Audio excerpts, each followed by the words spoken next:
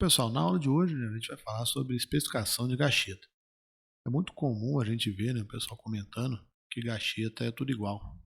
Gacheta, você só precisa conferir aqui a largura. Se for da mesma largura, você pode pegar e montar que não vai ter problema nenhum. Porém, a gente vai descobrir nessa aula aqui que isso é uma grande mentira.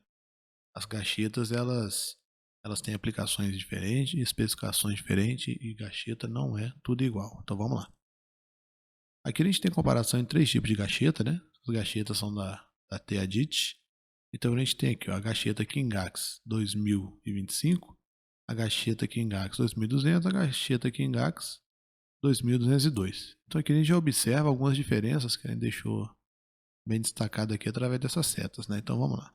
A primeira gacheta, ela está ligada à temperatura de operação. Se a gente observa aqui, ó, a Kingax 2025, ela pode operar de menos 200 até 280 graus positivo. Já a gacheta Kingax 2200, ela pode operar de 240 a 450 graus positivo. Da mesma forma, a Kingax 2202. Então aqui a gente observa, né, que a Kingax 2200 e a 2202 elas são parecidas quando a gente analisa a faixa de temperatura de operação dessa gacheta. Outro ponto que a gente vê aqui também é a pressão, né? A pressão de operação, né? Quando a gente fala da gacheta, a gacheta vai ser submetida à pressão, né? Então, quanto que essa gacheta suporta de pressão? Então, vamos lá. Essa gacheta aqui em Gax 2025, ela suporta a pressão de 25 bar para equipamento rotativo e 100 bar para equipamento alternativo e 300 bar para válvulas, né? Seria equipamento mais estático. A gacheta Kingax 2200 também suporta a mesma quantidade de pressão que a gacheta 2025, né? Porém, aqui na gacheta 2202 a gente tem a primeira diferença, né? Então vamos ver. A pressão de operação, né? A pressão que essa gacheta aqui 2202 suporta para equipamento rotativo ela é de 30 bar. A gente observa que é maior do que a gacheta 2200. Para equipamento alternativo, a pressão que ela trabalha é de 20 bar e para a válvula é de 300 bar. Então aqui a gente tem duas diferenças. Primeiro, na pressão que ela suporta para equipamento rotativo e a pressão que ela suporta para equipamento alternativo. Qual que é a grande sacada aqui, né? O pulo do gato dessa especificação de gacheta? Se eu pegar essa gacheta e colocar num equipamento que tenha 25 bar de pressão, eu não vou ter problema nenhum, porque essa gacheta suporta. Agora eu não posso pegar essa gacheta e colocar no equipamento que tenha 29 bar de pressão. Por quê? Eu vou ter problema, eu vou estar colocando a gacheta na condição que ela é inapropriada.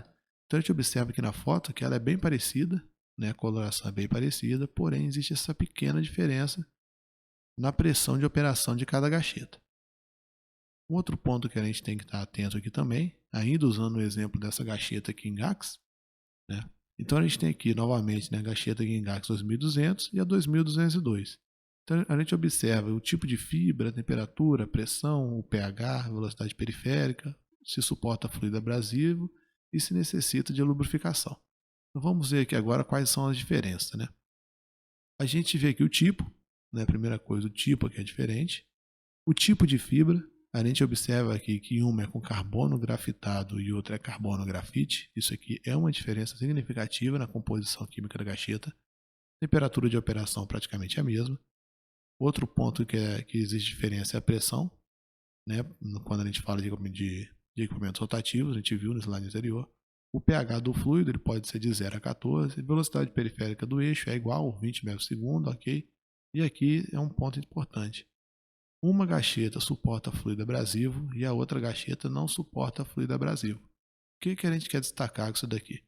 Às vezes você acha que essa gacheta aqui é mais resistente simplesmente por operar com uma pressão maior. Porém, se você instalar essa gacheta na condição onde existe o excesso de fluido ali abrasivo, você vai estar colocando um problema no seu equipamento. Aí você vai me dizer assim, mas poxa, eu coloquei essa gacheta num equipamento que tem a pressão menor e ainda deu problema. Então é um outro fator que você tem que observar. Não só a pressão, a temperatura, o pH ou velocidade periférica do eixo. Você tem que olhar se a sua gacheta é adequada para aquele fluido que vai ser transportado. Tá bom? Aqui a gente deixa a tabelinha, né, com vários outros exemplos, dá para você ver e comparar. E todas as informações sobre gacheta, especificação de gacheta, selo mecânico e tudo mais, a gente deixa o link aqui embaixo para você estar acessando o manual técnico. Você pode adquirir o manual técnico clicando no link aqui abaixo, tá bom? Então fica assim, vamos para a próxima aula.